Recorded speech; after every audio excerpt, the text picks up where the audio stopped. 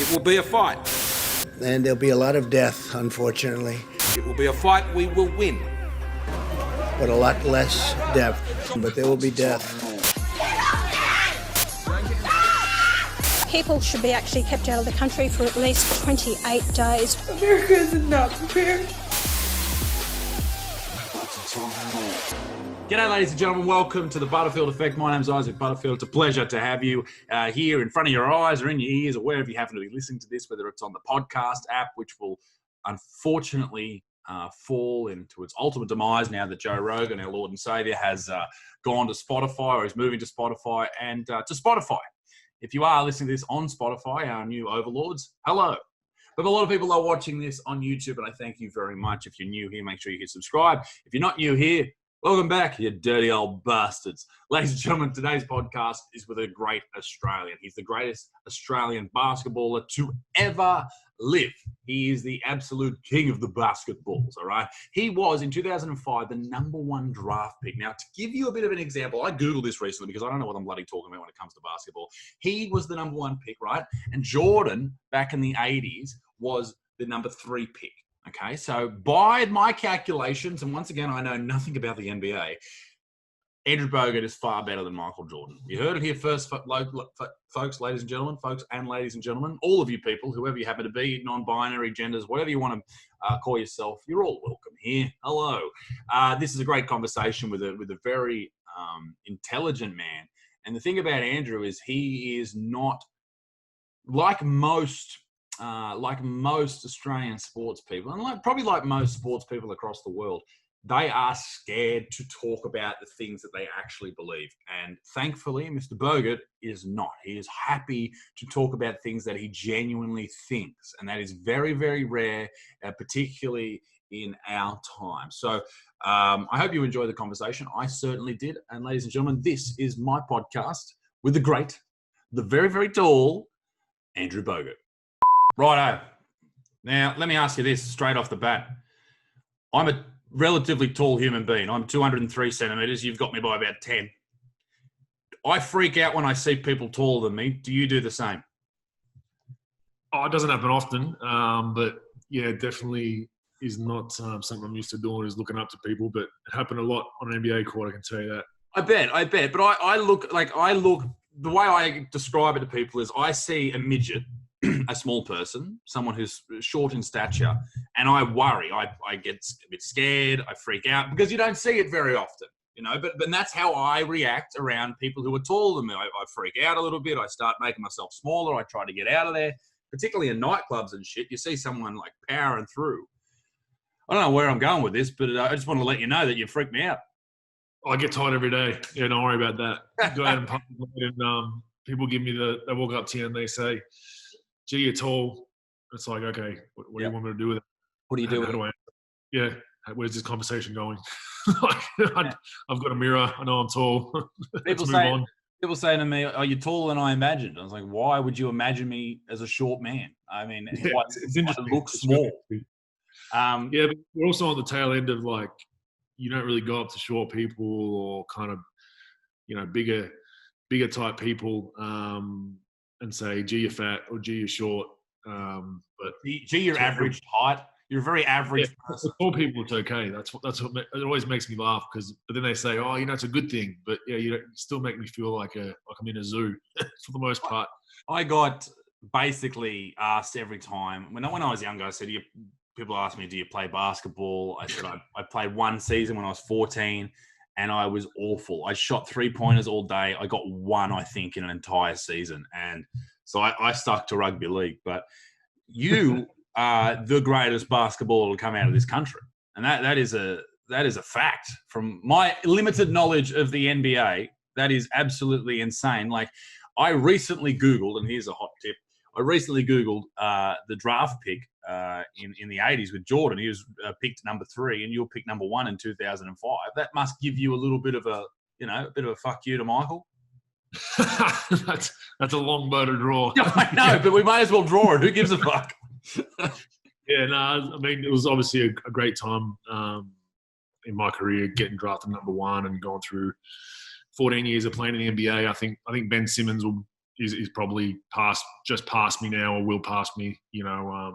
He's having a fantastic NBA career. But yeah, I mean, like I went over there when it wasn't really a track that was taken by many Aussies. I mean, Luke Longley was really the only Australian that stuck over there and had a multi-year career. So one out of 30 odd years, and then I kind of went over there and set the stage for what we see now, which was kind of pretty cool. Were you welcomed when you went over and started playing in the NBA, or was it sort of like, this bloke's an outsider? He looks different, he speaks different to everyone else in the game? It's hard because I was the number one pick. It also put more of a spotlight on, because other guys want to have a crack at you and see how good you are and whether it was deserved and whatnot. So that was definitely an adjustment. But as far as everything else, the NBA is a very individual league. It's a team sport, so everyone's kind of, for the most part, in it for themselves and their own brand and their own kind of, jumping on, being an influencer publicly and all that kind of stuff. So it really was a bit of a struggle coming from, the Australian culture and Australian sport for how we build things here to then go over there. I think people may have got a bit of a glimpse into that watching The Last Dance on Netflix, and I'm sure everyone in the NBA community is a bit sick of that at the moment. But to watch people flock to Michael Jordan when you've got arguably people who are very close to as good as Michael Jordan, people like Scottie Pippen, who was getting paid a fraction of the price of Jordan in those years. It's a strange thing to look at, considering that, you've got these people who are busting their ass every day on a team, but then there's this one dude but I guess you see that in other sports as well. You see it in rugby league with people like Andrew Johns. You see it in the AFL as well. But in the NBA, it seems so much more magnified that the best player on the team is the god, is the GOAT at that moment, and everyone else is just sort of there. Yeah, and for Jordan, it was a little bit different. I mean, he was more than just the best player on the team. He was an icon. I think Scottie Pippen made a bit of a mistake by taking a long-term deal early in his career, and he took the security of having, I think, a 7 or 8 year deal at the time, and then within a year or two of playing that contract, he'd already exceeded expectations. So he kind of cost himself a lot of money. So he took the wrong gamble. But yeah, it's different, man. Like, especially now in the NBA, like the max contracts right now are insane. So your marquee guy on a team, or your max guy on a team is making 40, 42 million, and yeah, it's a lot of money. So it's gone through the roof. The NBA is obviously probably probably the number one sport in the world right now, as far as its brand and what it's done, and China had a lot to do with that, obviously. But the amount of money for superstars now is insane.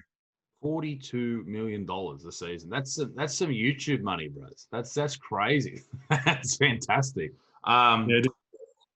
It seems where does that compare with the pricing coming into the Australian market now? Like the NBA in Australia, it's called the NBA here. The sorry, NBL. Yep. Yeah, I got no fucking idea. I'm a bad person. I apologize. Where does that come into terms with the pricing of an agent, of a player?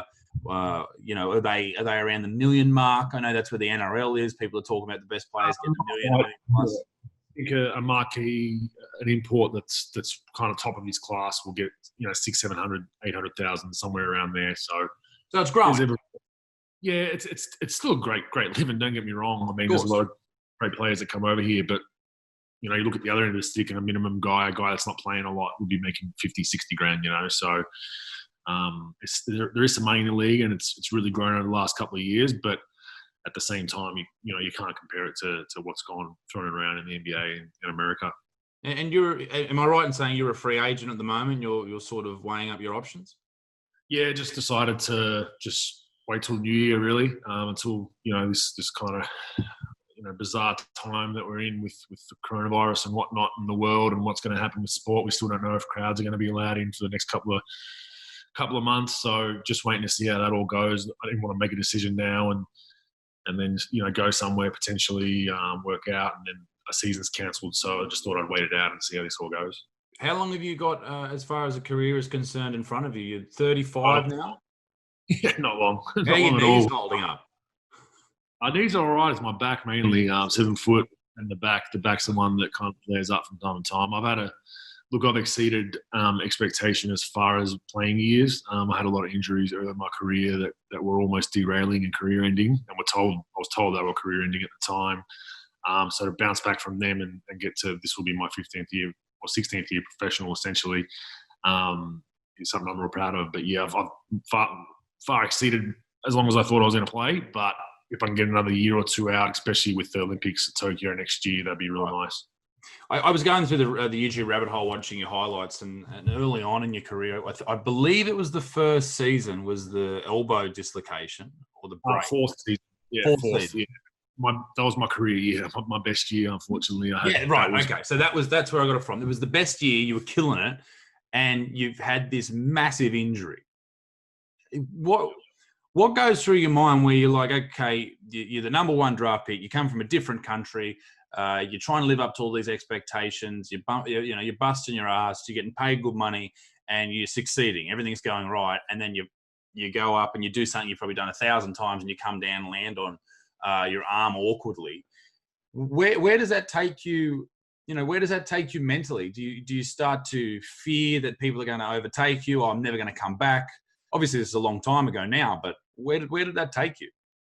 I was frustrating at the time because of being the number one pick. Obviously, I didn't set the world on fire my first year. I wasn't horrible, but I wasn't great. I was kind of above average for a rookie, but still had work to do. And my second year was better, and my third year was even better. And then my fourth year, I really felt like, hey man, like I belong in this league. I'm playing really well. Was putting up good numbers. Almost made the All-Star team, and then bang, like just came down with a freak injury. I think the worst thing about it was my shooting arm. So I'm right-handed, and it was my right arm, and it basically cost me 2 or 3 years of playing at a high level offensively. Thankfully, I learned how to play some defense and be a physical presence inside the paint. But yeah, my touch was never really the same after that as far as shooting the ball, and that's a pretty big hindrance when you're playing basketball. So it took me a long time to get back from that, both mentally and physically. But the mindset was, I can't really cry over spilt milk. I got to kind of rehab it as fast as I can and get back on the court. And the next season probably played with an arm that wouldn't fully extend. So that was unique in its own right. And then, yeah, just one of those things I had to deal with. And it really changed kind of the trajectory of my career more offensively. But it also, helped me understand the game in different ways and really excel defensively as well. I mean, that seems to be, from the people I've spoken to on this podcast. I was talking to Alexander Volkanovski, the UFC featherweight champion, last week, and he spoke about his fourth fight before he won his championship. He had a rib cartilage injury, something similar to a rib cartilage injury on the right side of his body, so he couldn't fully extend with a right punch, which obviously in MMA is a very shit situation to be in. And his mindset was like, okay, this is fucked, but this is the card I've been given, and I have to somehow capitalize upon it.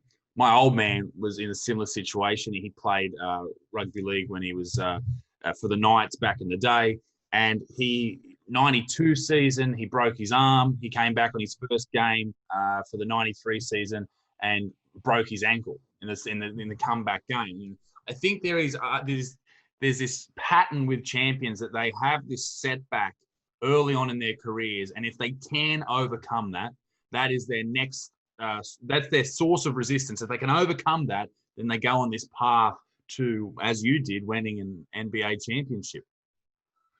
Yeah, that's athletes generally. I think the thing for me was, I had a few injuries that were pretty bad, and it was like, okay, the first question is like, what's the timeline? You ask the doctor, like, how long? What am I looking at? Surgery? What am I looking at?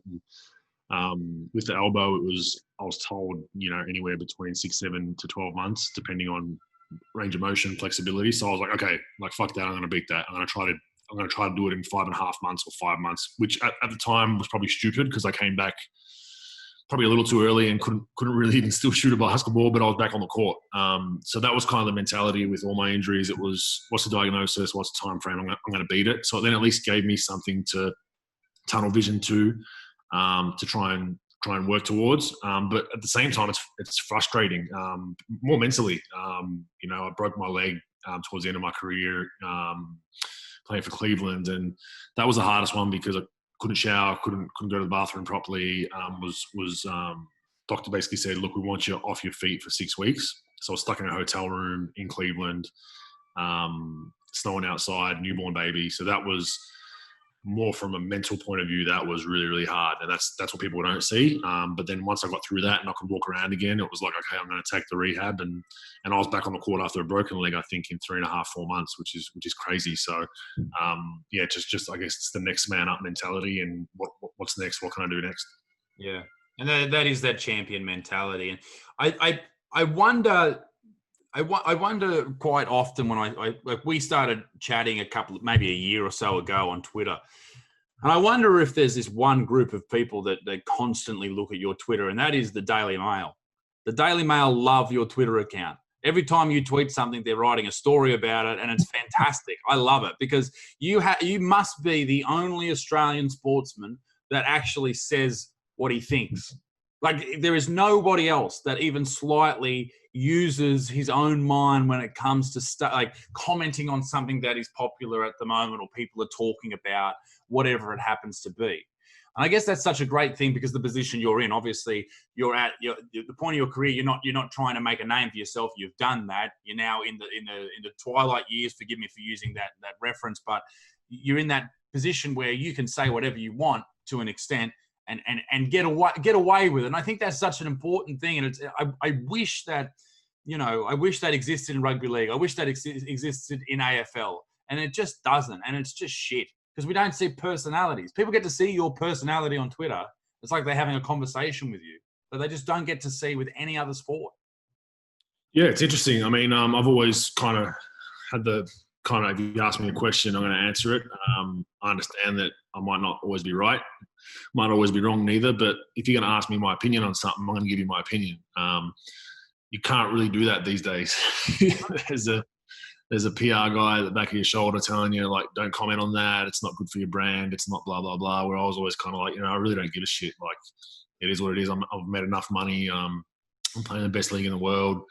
If people aren't going to like me because of it or they're going to like me more because of it, I'm not really doing it for that. It's like I've always kind of been taught that if you ask someone a question, I'd rather know where you stand on something so then we can move on. But if you give me some PC answer or something that you think I want to hear, then I don't know where I'm at with you. Like, I don't know if we should continue to have a relationship, be friends, work together, whatever it is. But if you tell me blunt, like, hey, this is what I like to do. These are my ideals. These are my beliefs. And I'm like, cool, I disagree, but hey, we can have a working relationship. At least we know where we stand. So I think that's lost in the days of sport and entertainment, just because it's that whole public perception of what you should be and what you should say and what you shouldn't say.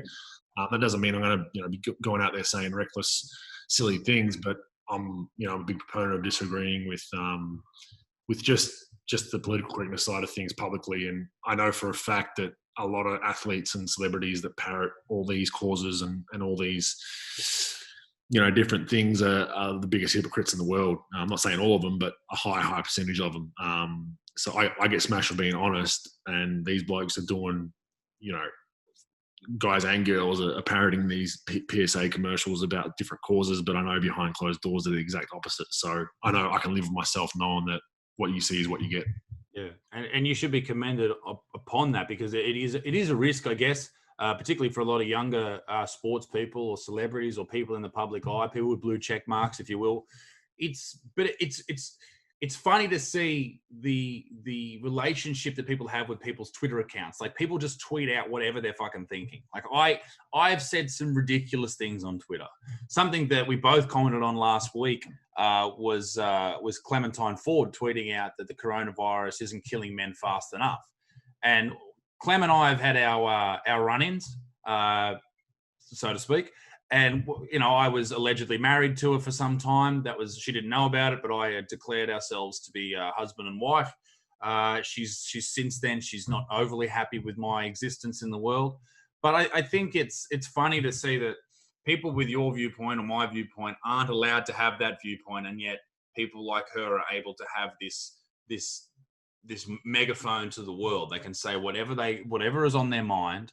They can say absolutely anything and then get away with it by saying, hey, I'm the victim here, not you.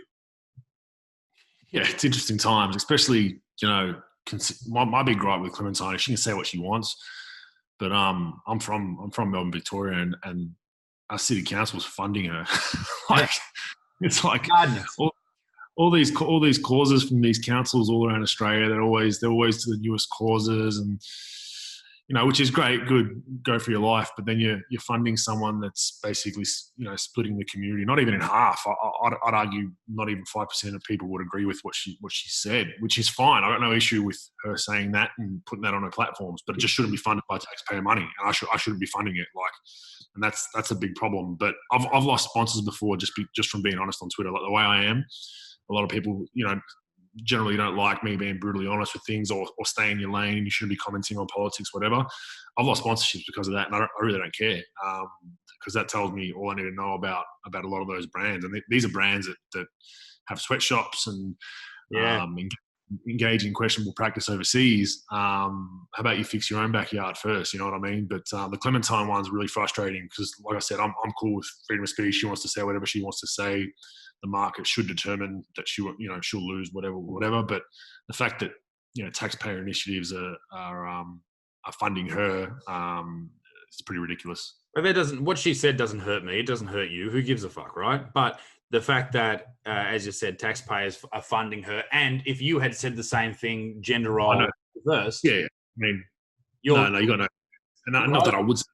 I'm married to a woman, so like, not that I would, but it's like, yeah, it's a shoe on the other foot, and she's a controversial radical feminist. We'll kind of let it slide. It's like, but imagine, I mean, you got to feel sorry for her son, though. I mean, geez, imagine growing up and reading those tweets from your mother. I mean, pretty crazy stuff. Like, I think that if Clem and I had a conversation like we're having, we might agree on 90% of things. We might find common ground, but there is that disconnect with Twitter and with whatever platform she's using, whether it's a book or YouTube, where she spouts something and then you take it as that's what she believes 24/7. Now, there are things that I put on YouTube that I don't agree with 100% anymore. I may have grown, I may have learnt more about it. Maybe when I recorded that video, I didn't have all the facts, and I think that maybe that's okay.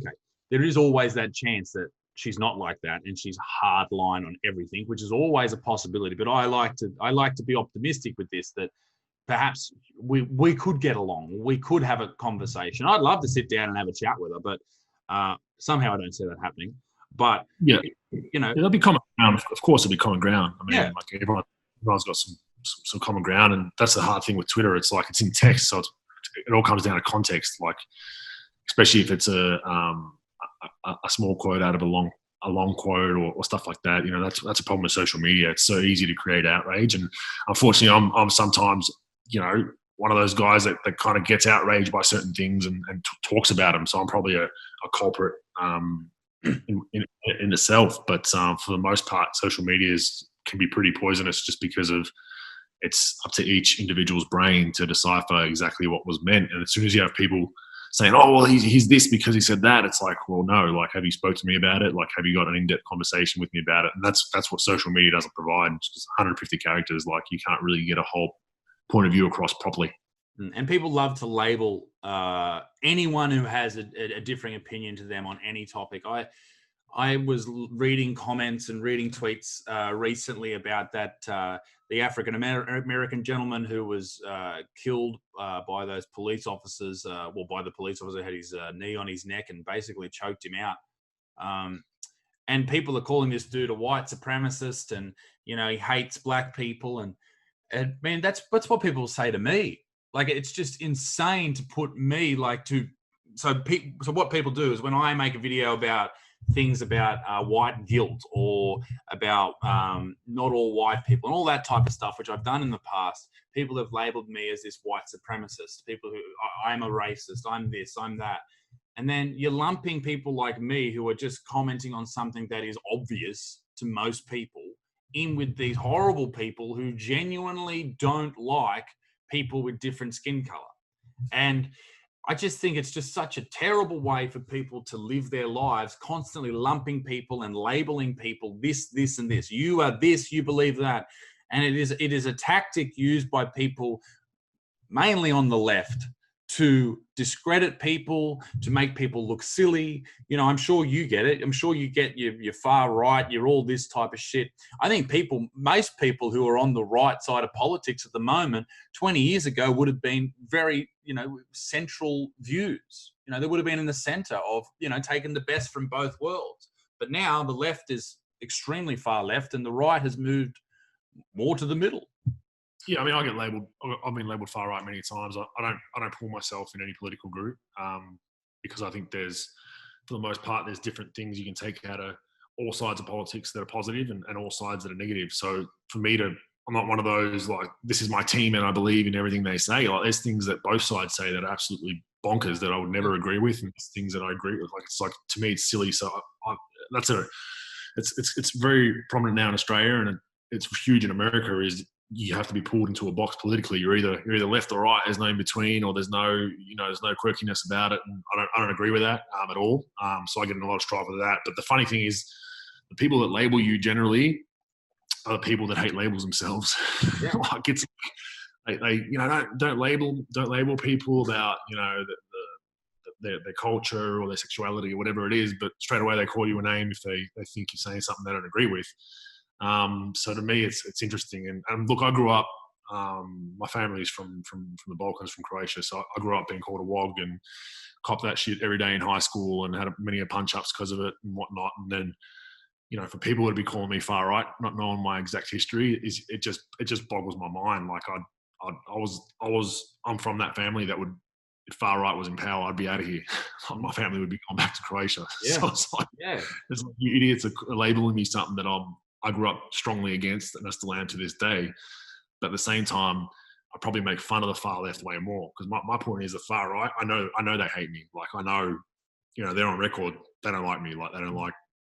I'm not pure American or pure Australian or whatever it is. Whereas I think the left's just so hypocritical on their whole thing. So I take the piss out of the left a whole lot more. And then people straight away think, oh, well, he's far right. Like, no, I'm not. Like, I think both wings are full of absolute morons, to be honest. Yeah. And with the far right, I mean, you just said the far right doesn't like people of mixed race. But when you say that, people who have been labelled far right are people like Jordan Peterson or Ben Shapiro or yourself or me. And to be thrown into that category, it doesn't hurt, so to speak. It's just like, what are you fucking talking about? Like, if you sat down, like I always tell people not to read comments. That's my big thing. But sometimes I go through and That's the first thing you do. Oh, mate, sorry, I lost you on the old internet connection there. It's the first, sometimes I go through and it's fucking atrocious, like some of the shit that people say.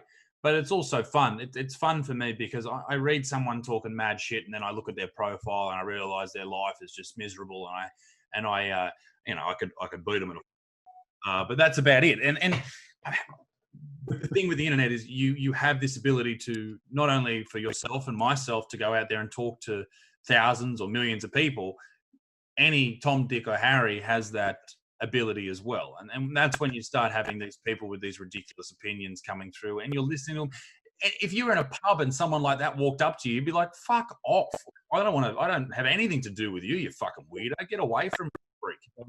They wouldn't. That's the difference. It's easy to hide behind an anonymous account and spout whatever you want to spout and fight for all these causes and put vitriol on the internet. So, it is what it is. Like, no one would do that in public. That's the difference. I think that's what the internet's created. It's created a lot of heroes, and that's just something you got to live with. I mean, people say like that about me. I'm a keyboard warrior, when in reality, like, I talk about this shit on stage, and I enjoy it. It's funny though. Like, I've had people who I went to school with come up to me or message me. I had this one girl. She said, "I never knew. I've known you for 10 years, and I never knew you were such a sexist." And it's like, what are you talking about? Like, no, that's not what the majority of the important people in my life are all females. As you said before, you have a wife, it's ridiculous and I was just watching recently on Amazon, The Marvelous Mrs. Maisel. It's a show about a woman who becomes a comedian back in the 50s. And like, her husband can't deal with the fact that she's becoming a comedian, doing the thing that he wanted to do. She wakes up in the middle of the night just to change, take her makeup off, and she wakes up early in the morning to put it back on so he doesn't see her without makeup. She does all these things to the point where she'll powder her back and her shoulder from where her bra was so it doesn't look too red.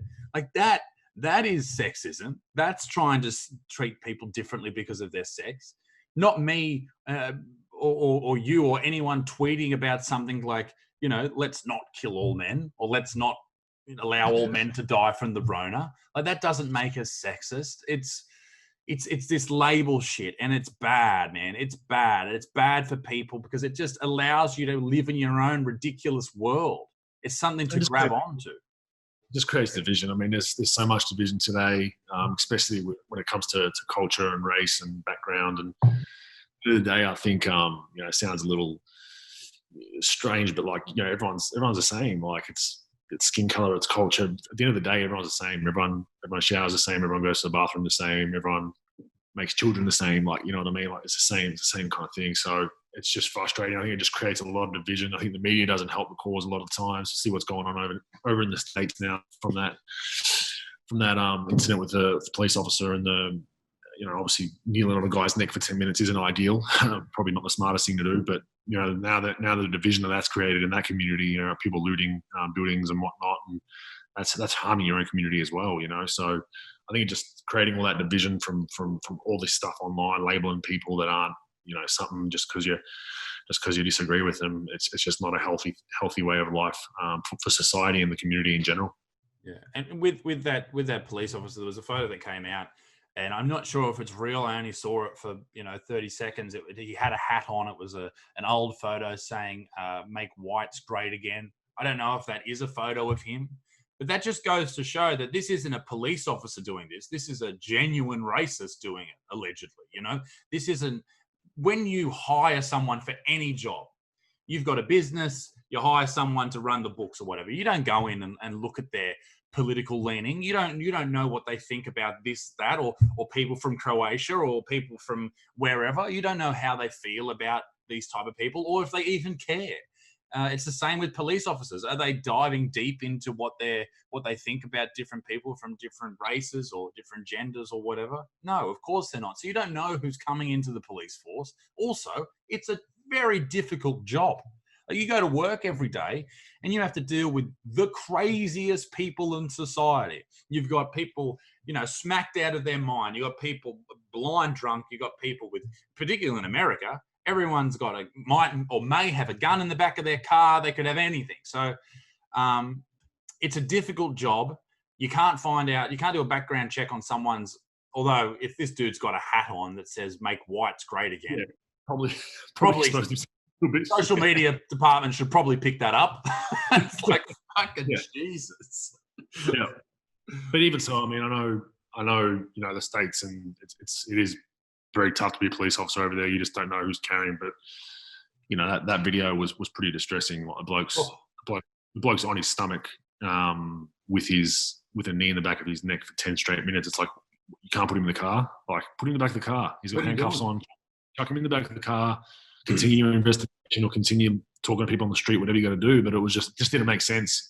Even if he did fly off the radar beforehand, that was off camera and was kind of resisting arrest. So what? Like, you've got him subdued. Like, he's down on the grounds. Like, it just made no sense. And I agree with the protest to an extent. Like, something needs to be done.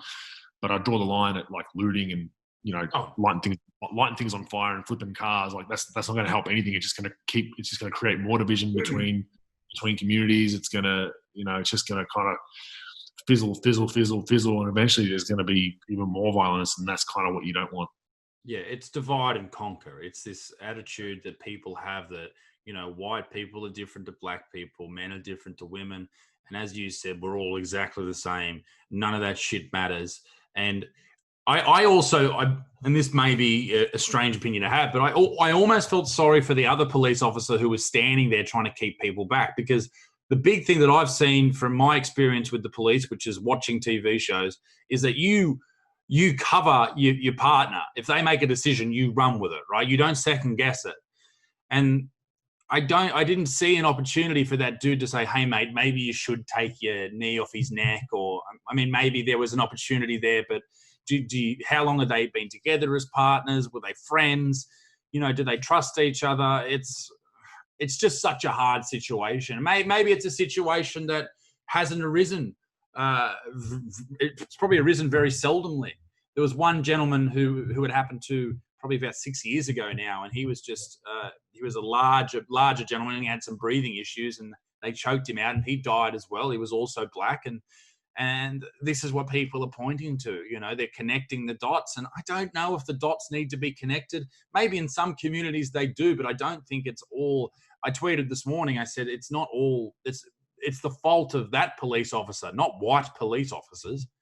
It's because then you're doing the same thing. If you're grouping, all police officers by saying they're all doing this, and you're kind of doing the same thing that you're against. But look, let's just hope that police officer in Minnesota doesn't just get stood down and disappear into thin air. Let's hope he, unfortunately, I think he deserves more than some jail time. So agreed. I think if they make a huge stand on that and it's public, he gets a life sentence or something of the sort. I think it'll set a good precedent for anyone else trying to be a bit reckless, while they're supposed to be protecting the community.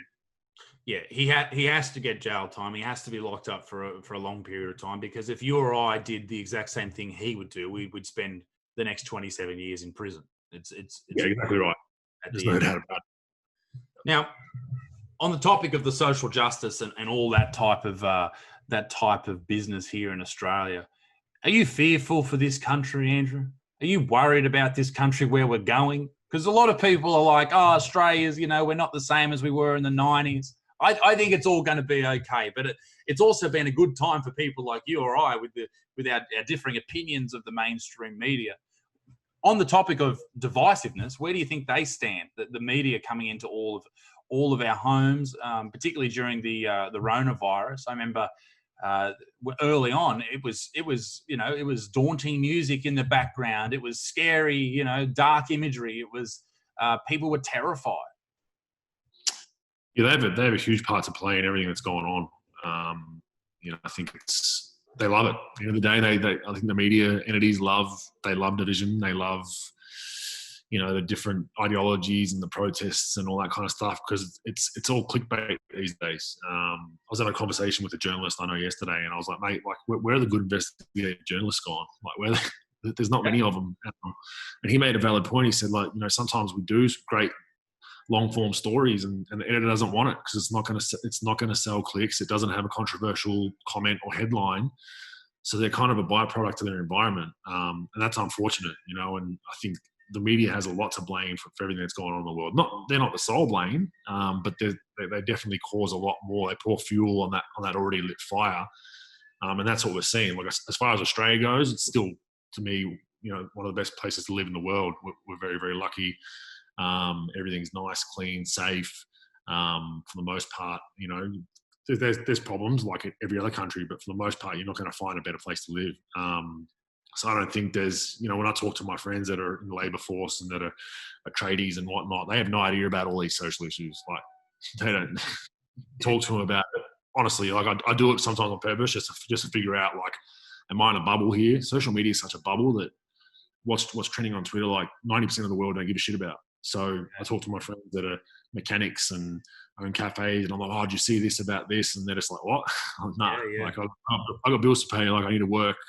I don't care about all that shit, and they really kind of, oh wow, it's not as big as a deal. And because I'm on social media a lot, as are you kind of get stuck in that bubble thinking oh wow, the world's gonna end kind of stuff, and you're like, nah, it's for everyday people that just want to get up, take their kids to school, make a living and come home. That they don't entertain that, which on the flip side can be a bad thing too, because they don't know what's going on. So when there's a time for an election, or when there's a time for different things going on within the community, they don't really care. And then these idiots that are continuing to engage in all that bullshit continue to get voted in, or continue to stay in a prominent position within their community. So it's kind of a catch-22 in a way.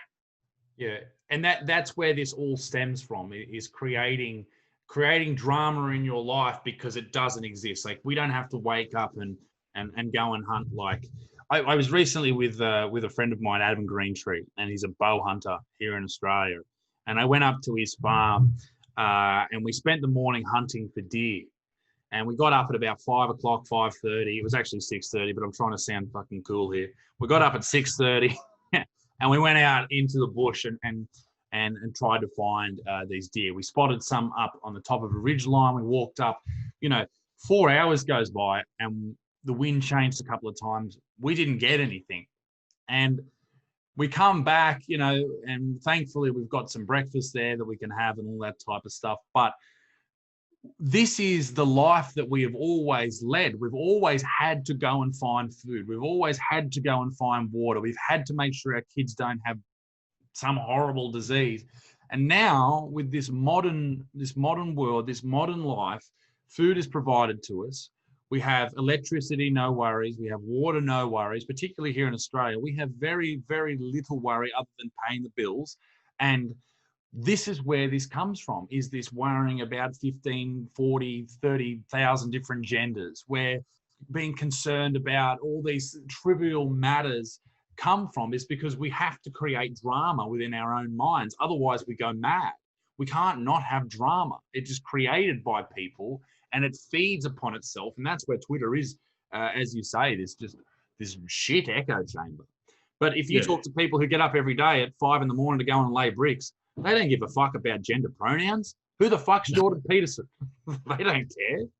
Yeah, exactly right, and that's what I've noticed. So it's kind of good to see, but yeah, I think it's generally the inner city, in all our major cities that are parroting all that stuff and keeping their job relevant and their position relevant. And some of these, HR in every department now and their $100,000 plus salaries for doing absolutely nothing. You can only have so many job positions for gender studies degrees, I guess. But we could talk about this until the cows come home, but it's not going to change because, as you said, the media has to have those clicks. Their market there is dwindling. Their organisations are cutting back. They're cutting costs because no one's buying the paper anymore. So you have to drive people to your website. And the only way you're going to make money from your website is through ads on that website. And the only reason people are going to go to the website is if you've got a clickbait title. It's like fucking YouTube. It's like Logan Paul. Like the Daily Telegraph may as well be Logan fucking Paul writing like clickbait vlogs. And it's the same with the HR people. Yeah, they might go, yeah, it's a bit crazy that we have to account for 42 different genders, but hey, I want to keep me $120,000 package with a fucking iPhone. Exactly. It won't disappear, and that's no. It'll stay the same, if not get worse in that sense. It's just a matter of us as individuals just continuing on with what we're doing and investing time in our friends and families and kids and whatever you got to do. And I think just let that claptrap stuff just run its course. I think sometimes you think the more we, even though I do it all the time, the more we parrot what they're doing and argue with them, I think it gives them more of a voice at times. So it's an interesting case study in itself. But it's just entrenched itself though in all of politics, at least in Australia and America, and all the councillors and all the local councils. It's all the same ideologies, and I think that's what gets a little bit frustrating when you're reading between the lines. Are you like me? Do you enjoy arguing with people on Twitter? What's funny with me is I generally don't start on just regular people. Like I'll put an opinion out there, and then if someone starts abusing me or talking shit to me, like I'll go back, and then people are like, oh, you should be better than that. You should know better than that. And it's like, why? Like, yeah. I mean, if someone's gonna have a crack at me, and half the time I'm pissing myself laughing, writing back to people. People are like, oh, you're so angry or blah blah blah, and it's like couldn't be further from the truth. I'm sitting here like, sitting here having a coffee, 15 spare minutes, just jump on and have a crack at someone who's just abused the crap out of me on Twitter. And, that's kind of fun to me. So I don't mind doing it. I've always enjoyed the banter, like in the schoolyard, and that's continued on. I think I've brought that to social media platform. It's a very Australian thing to do as well, but also in the comedy community, like that's a heckler, like the people on Twitter who are talking shit, they're hecklers. And the way I've always dealt with hecklers is just to unleash, call them every name under the sun, wish their mothers horrible diseases, and then just come across as the biggest asshole in the world. And that's when I know I've won. Once I get to the point where I keep unleashing these horrible insults, and then people start going, all right, that's enough. And that's when I stop, because I know I've done enough. What's What's next for you? I mean, obviously you're looking to see what happens after the whole Rona, but what are you looking to do in your last couple of years playing? And what do you? I watched an interview with you. Must have been about a year or so ago, talking about you've got a lot of business prospects happening in the background, but what do you want to achieve? You've achieved a lot, but what do you want to achieve after basketball? It's a hard question to answer right now. There are a lot of things that'll keep me kind of occupied business-wise, and I'm kind of heavily invested in the startup industry, both in Australia and the US. Just sourcing out new companies and helping out new companies try to get to the next level. So that takes up a little bit of time. But the kids, honestly, the kids take up a lot of time. I've got almost 2-year-old and a almost 4-year-old. So the house is kind of anarchy right now, especially during this lockdown. So I want to be around more for that. The NBA lifestyle just doesn't allow that. We're on the road 41 games a year plus playoffs, so we're never really home. And when we are, we're not there mentally because you're preparing for your next game or training. So it'd be nice to just spend more time at home.